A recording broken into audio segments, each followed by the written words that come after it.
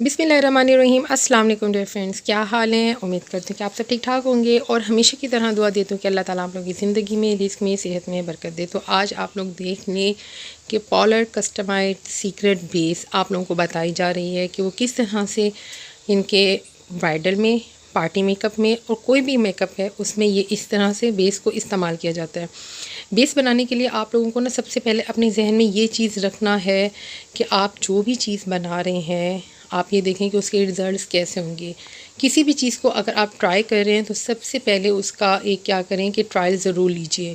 फ़र्ज़ करें कि अगर ये बेस मुझे बहुत अच्छी लगी है या मुझ पे ये सूट कर रही है या मेरी सिस्टर पे सूट कर रही है, तो ज़रूरी नहीं कि यही बेस आपकी स्किन के मुताबिक भी हो, ठीक है ना। जब भी हमें मेकअप करना है हमने अपनी स्किन की जो स्ट्रक्चर होता है, टेक्सचर होता है, ठीक है ना, साख्त, उसके लिहाज से हम लोगों ने मेकअप करना है।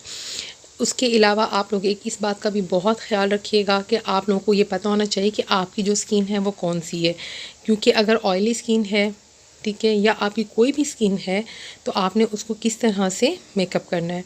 मतलब ऐसा ना हो ना कि जो ड्राई स्किन वाले मेकअप कर रहे हैं वो ऑयली स्किन वाले करना शुरू कर दें और जो ऑयली स्किन वाले मेकअप कर रहे हैं वो ड्राई वाला मेकअप करना शुरू कर दें। तो इससे क्या होगा कि आपका चेहरा खूबसूरत लगने की बजाय बदनुमा लगने लगेगा।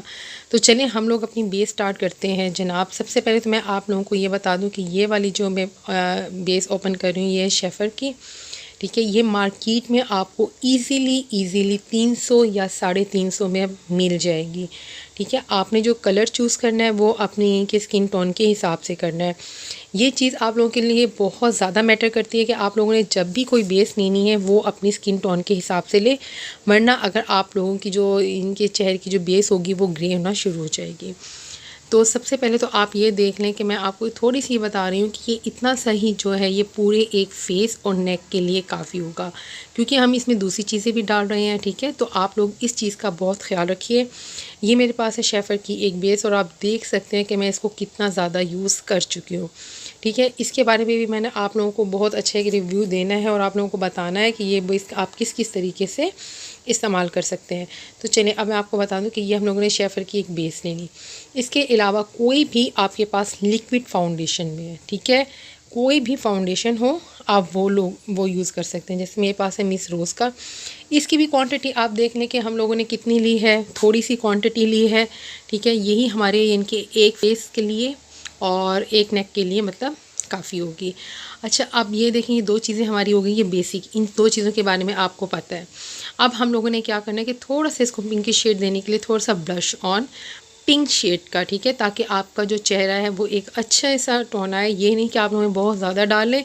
अगर आप लोगों ने इसकी क्वांटिटी को ज़्यादा कर दिया तो जो आपकी बेस है वो बिल्कुल ही पिंकिश नज़र आएगी। आप ये देख लें कि इसमें मैंने थोड़ा सा डाला है, बिल्कुल थोड़ा सा, ठीक है। उसके अलावा जो अब हमें एक नेक्स्ट चीज़ चाहिए होगी वो हमें चाहिए होगा फेस पाउडर। अब हम लोगों ने फेस पाउडर को किस तरह से करना है, इसको भी आप हल्का सा थोड़ा सा खुरच लें और जो इसका है वो इसमें डाल दें। फेस पाउडर को आपने बहुत ज़्यादा इस्तेमाल नहीं करना।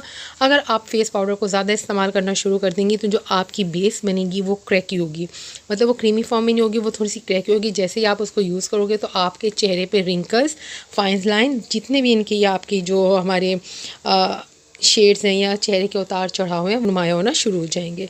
तो ये चीज़ें आप लोगों के लिए बहुत ज़्यादा मैटर करती हैं। आप लोगों ने इन चीज़ों का ख़ास तौर पर ख़याल रखना है।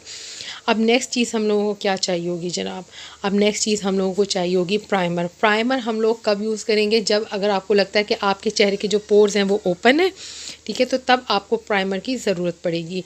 तो मेरे पास ये काशीज़ वालों का प्राइमर है, ये ऑल स्किन टाइप के लिए है, अच्छा है और अच्छे रिजल्ट देता है, ठीक है। तो अब मैंने इसमें ये प्राइमर डाल दिया। अब आप ये सारी चीज़ें देख लें, क्वांटिटी देख लें, सब कुछ देख लें कि किस तरह से किया है। और थोड़ा सा जो है हमारा ये लास्ट का एक स्टेप है, हमने कोई पानी नहीं ऐड करना, हमने कोई रोज़ वाटर नहीं ऐड करना, हमने सिर्फ मैंने हल्का सा एक टच दिया है फिक्सिंग स्प्रे का, मेकअप फिक्सिंग स्प्रे का, ठीक है। ये इस क्या करता है, आपका जो हमारी मेकअप की जो बेस होगी स्टेबल होगी और वो ज़्यादा देर तक चलेगी। और इसके अलावा ये कि वो फटने में भी इनके हेल्प करता है कि ये हमारा जो मेकअप है वो फिक्स रहे, फटे ना। इसको ऐसे सेटिंग स्प्रे भी कहते हैं कुछ लोग, ठीक है, मैक्सिमम, और ये इजीली आपको हर शॉप से मिल जाएगा। अब आप लोगों ने जो मेन इनके काम ख्याल रखना है ना, वो इस चीज़ का ख्याल रखना है कि जब भी आप बेस की मिक्सिंग करें वो पूरी प्रॉपरली, ठीक है ना, और अच्छे से मिक्सिंग करें, क्योंकि कहीं भी ऐसा ना हो कि कहीं छोटा दाना रह जाए या कोई भी ऐसी चीज़ हो कि वो रह ना जाए। आप लोग ये देख लें कितनी ज़बरदस्त, या इतनी ज़बरदस्त इसकी शेप आई हुई है, इतना ज़बरदस्त इसका टेक्सचर है, बहुत क्रीमी टेक्सचर हो गया है। ऐसा लग रहा है कि बहुत इनके स्मूथली एक टेक्सचर हमारा तैयार हो गया है। अच्छा, अब इससे पहले आप लोगों ने क्या करना है, इस पेस्ट को अच्छे से मिक्स कर लिया। अब हम लोगों ने इसको लगाना कैसे है, इसको चेहरे पे अप्लाई कैसे करना है, ठीक है, उसके बाद मैं आपको बताती हूँ कि आप लोगों ने क्या क्या करना है। अगर आपकी स्किन ड्राई है, ठीक है, तो आप लोगों ने क्या करना है कि अपने चेहरे पे मॉइस्चराइज़र लगाना है, ठीक है। अगर आपकी स्किन नॉर्मल भी है तब भी आप लाइट सा मॉइस्चराइज़र लगा लें। इससे ये होगा कि आपकी जो बेस है ना, जो आपकी जिल्द है, वो बेस को स्टेबल करने में आपकी मदद करेगी। लेकिन अगर आपकी स्किन सेंसिटिव है तो आपने क्या करना है कि लाइट सा मॉइस्चराइज़र, ठीक है, और थोड़ा सा मतलब आइस मसाज कर लीजिएगा, या आप सिर्फ ठंडे पानी से मुंह धो लें। और इसके अलावा अगर आपकी स्किन ऑयली है तो आपने क्या करना है कि ऑयली के लिए आपने बर्फ़ का मसाज अच्छे से करना है, ठीक है। इसके लिए आपको धोने का नहीं कह रही, आपको ये कह रही हूँ कि आप बर्फ़ का मसाज कीजिएगा, ठीक है। उसके बाद आपने ये अपनी बेस को अप्लाई करना है। और अगर ओपन पोर्स का प्रॉब्लम है तो आप लाइटली थोड़ा सा लगा लीजिएगा। अच्छा, अब ये जो मैं इनके बना रही हूँ मैं अपनी नॉर्मल स्किन, ठीक है, मेरी स्किन नॉर्मल है और थोड़ी सी ड्राई है, नॉर्मल टू ड्राई। तो अब मैं क्या कर रही हूँ कि उसमें मॉइस्चराइज़र लगा रही हूँ, ठीक है। लेकिन ये वाला हाथ मेरी बच्ची का है, ठीक है। आपको इसमें मैं एक्सपेरिमेंट करके दिखा रही हूँ कि ये कितना किस तरह से आपके पास शेप आएगी। अपने हाथ पे तो मैं हर बार ही लगाती हूँ। चलो आज हम लोग नया एक काम करते हैं। तो आपने क्या किया, मैंने अपनी बेटी के हाथ पे बहुत अच्छे से मॉइस्चराइज़र को लगा लिया। मॉइस्चराइज़र को लगाने के बाद आपने क्या काम करना है कि इसको थोड़ा सा टाइम दे दें, ठीक है, 1 मिनट का ही टाइम दे दें। इसके बाद आपने क्या करना है कि अपनी ये जो हमारी इनके बेस बनी, आप ये देखो कितना स्मूथली, कितना क्रीमी टेक्सचर है इसका, कितनी अच्छी इसकी मिक्सिंग हुई हुई है। किसी भी चीज़ को इनके ना काम करने के लिए आपको थोड़ी सी इनकी क्या करनी होती है, प्रैक्टिस की ज़रूरत होती है। आपको बेस लगाने की प्रैक्टिस होनी चाहिए, ठीक है। और इसके अलावा ये कि आपको ये पता होना चाहिए कि अब मैं ये जो बेस लगा रही हूँ इस पर इसके क्या हमें नताइज मिलेंगे। अब आपने क्या किया कि ये बहुत अच्छे से लगा लिया। अब इसको क्या करना है कि आपने इसको बिल्कुल ड्राई नहीं होने देना, ठीक है। फ़ौरन इसकी टैपिंग करके अच्छे से ब्लेंडिंग करनी है। बेस के मामले में सबसे अच्छा काम जो होता है ना, वो उसकी ब्लेंडिंग होता है। जितनी अच्छी आप उसकी ब्लेंडिंग करेंगे उतनी ही अच्छी आपके चेहरे पे बेस सेट होगी। ये जो पार्लर वाली होती हैं, हम कहते हैं कि ये अच्छी बेस बनाती हैं। क्यों अच्छी बेस बनाती हैं? क्योंकि उनको प्रैक्टिस हुई हुई होती है। वो बार बार रोज़ाना बेस बना रही होती हैं, तो उनको ये चीज़ पता होती है कि हम लोगों ने कितनी प्रैक्टिस की हुई है, हम लोगों ने कितना काम किया हुआ है। लेकिन अगर जो ख़वातीन घरों में भी है ना, तो उनको नहीं आता ये काम। 1 बार 2 बार ऐसे करें कि आप इसको करना शुरू कर दें। चलिए एक और काम के वो ख़वातीन जिनके पास घर में टाइम नहीं होता है, ठीक है ना, जब उनको पता है कि उनके ख़ानदान में या उनकी फ़ैमिली में कोई शादी का फ़ंक्शन आने वाला है, तो वो कम से कम हफ़्ता 10 दिन पहले इस काम के लिए प्रैक्टिस करना शुरू कर दें। 15 दिन पहले फ़र्ज़ करें अपनी एक बेस बनाकर देखें कि आपके चेहरे पे ये सूट कर रही है, ठीक है। उस बेस को लगा रहने दें, कम से कम 5 से 6 घंटे लगा रहने दें। अगर आपको लगता है कि कहीं पे कोई कमी है, कोई बेशी किसी भी चीज़ की कोई कमी बेशी रहती है, तो आप उसको इनके कवर कर सकती हैं। ऐसा नहीं कि आप डायरेक्ट बनाओ और शादी वाले दिन अप्लाई करके चले जाओ। अच्छा, और अब आप ये देखें कि मैं दूसरे हाथ पे भी आपको ना लगा के दिखा रही हूँ, ब्रश की मदद से लगा रही हूँ। और आप इसको मतलब ब्रश की मदद से लगाएं तो ज़्यादा बेहतर है। इसको चेहरे पे पैचेस की मदद से भी लगा सकते हैं और ब्लेंडर की मदद से आप इसकी भी कर सकते हैं। ब्लेंडिंग हमेशा आपने रगड़ कर नहीं करनी है, रबिंग नहीं करनी है। ब्लेंडिंग करने के लिए सबसे अच्छी चीज़ जो होती है वो टैपिंग होती है। टैप टैप टैप सुना होगा ना आप लोगों ने, ठीक है ना। हल्का हल्का टैप कर करके आपने ब्लेंडिंग करनी है। मैं आपको इस सीन के फाउंडेशन का इस सीन के जो हम लोगों ने एक कस्टमाइज सीक्रेट बेस बनाई है, वो हम इसका तरीका बता रही हूँ कि आप लोगों ने इसको किस तरह से बनाना है और किस तरह से आपने पूरे चेहरे पे, नेक पे, कान पर हल्का हल्का सा कान पे टच देना, ठीक है ना। बहुत ज़्यादा गोरा चिट्टा नहीं कर देना। इसके अलावा कान थोड़ा सा कान के पीछे, जैसे कान की लो होती है उसके पीछे लगाएं और हल्का सा इनके ना मतलब मैं ये कहूँगी कि आप गर्दन की बैक पर भी लगा दो। क्योंकि ये होता है कि ना आगे आगे का पूरा ख़वातीन का मुँह चमक रहा होता है और पीछे से देखा जाए तो जनाब बाज़ ख़वातीन जूड़ियाँ बनाई हुई होती हैं या बाल बांधे हुए होते हैं, तो उनकी वो बैक जो होती है गर्दन वो बुरी लग रही होती है। तो आपने जब भी बेस लगानी है वो पूरे चेहरे पे, गर्दन पर, कान के पीछे अच्छे से लगानी है, ताकि आप जब शादी में फिरो तो आपका पूरा यानी कि जो रंग है वो एक जैसे ही लगे। और इस बात का भी ख्याल रखिएगा कि मतलब अगर आप मेकअप कर रही हैं तो जो मेकअप आप पे जचता है, आपको पता है कि ये शेड मुझ पे अच्छे लगते हैं, तो आपने वही शेड यूज़ करने हैं।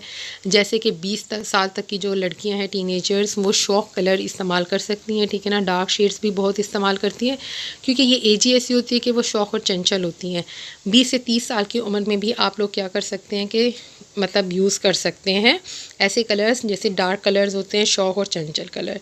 लेकिन जब आप 30 टू अबव हो जाते हैं तो उसके बाद आपने कोई अपने मेकअप के साथ, यानी कि अपने किसी इसके साथ कोई छेड़छाड़ नहीं करनी है। आपने वही मेकअप करना है जो आपके चेहरे पर जचता है। 40 की एज तक पहुँचते पहुँचते लोगों के जहन में आपका एक खाका बन चुका होता है कि भाई ये जो खातून है ये इस तरह की हैं और इस तरह की दिखती हैं, तो आपने क्या करना है कि अपने मेकअप को उसके हिसाब से ही करना है, ठीक है। वो चीज़ें अप्लाई करें जो आप पर अच्छी लगती हैं। लेकिन ये जो बेस है ये आप 20 हैं, चाहे 30 हैं, चाहे 40 हैं, चाहे 50 हैं, आप सबके लिए है, ठीक है। इसके लिए उम्र की कोई कैद नहीं है। आप हर उसमें इनके इस्तेमाल कर सकती हैं। अगर आप किसी वलीमे में, शादी में, मेहंदी में जा रही हैं तो आप इसको इस्तेमाल करो, और इसको यूज़ करने के बाद आपने मुझे बताना है कि आप लोगों को इसके रिज़ल्ट्स कैसे मिले हैं। तो जनाब मैं आपसे बातें भी की जा रही हूँ, हल्की हल्की सी ब्लेंडिंग से, इनके छोटे ब्लेंडर की मदद से इसकी ब्लेंडिंग भी कर रही हूँ, टैप टैप। तो आप देख लो कि ये स्किन में कितने अच्छे से जज्ब हो गई है, बहुत अच्छे से इनके सेट होना शुरू हो गई है। आपने फिर इसके बाद का जो स्टेप है वो आप याद रखें कि आप लोगों ने फ़ेस पाउडर लगाना है। Face powder is very must, क्योंकि ये फ़ेस पाउडर, ठीक है, ये सेटिंग पाउडर आपने इसलिए लगाना होता है कि वो आपके मेकअप को लॉक कर देता है, ठीक है, उसको ख़राब कर नहीं होने देता। ये बात आप लोग याद रखें कि अपने मेकअप में सबसे ज़्यादा यानी कि जो चीज़ें ज़रूरी है वो आपकी अवेयरनेस है कि आप पर क्या चीज़ सूट करती है और क्या चीज़ नहीं। व्यूवर्स, मैं इतनी मेहनत से वीडियो बनाती हूँ, इतनी मेहनत से रिकॉर्डिंग करती हूँ और आप लोगों के लिए वीडियो लेके आती हूँ। घर के कामों में टाइम भी नहीं होता, लेकिन फिर भी ये सोचती हूँ कि चलो कोई इन्फॉर्मेशन अगर मेरे पास है तो मैं वो आप लोगों से भी शेयर कर सकूँ।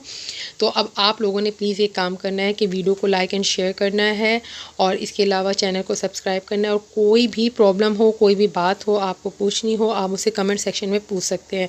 और अपने रिव्यू लाजमी दिया करें कि आपको यानी कि जो बेस बना रही हूँ या कोई भी आपको चीज़ मैं बताती हूँ वो आपको क्या कैसी लगती है या उसके रिज़ल्ट्स कैसे हैं।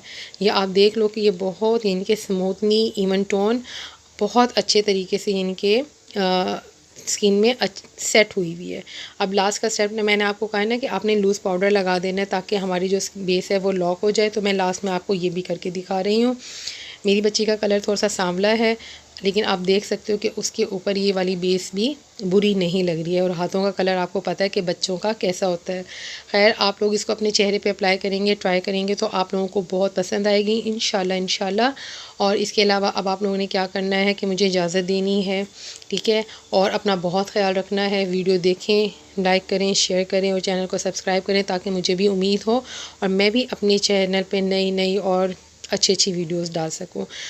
मैं आप लोगों को ना साथ ही साथ ये भी दिखा रही हूँ कि आप लोग ये देख लें कि किस तरह से इसका टेक्सचर आया हुआ है। ये ब्लेंडिंग के बाद एक बहुत अच्छा सा शेड आ गया है, ठीक है ना। उसकी बहुत अच्छे से सेटिंग हो गई है। जितना भी आप सकते हो कि आपका अच्छा हो तो आपको थोड़ा सा जिनके बेस के जो स्टेप्स हैं उसमें थोड़ा टाइम देना होगा।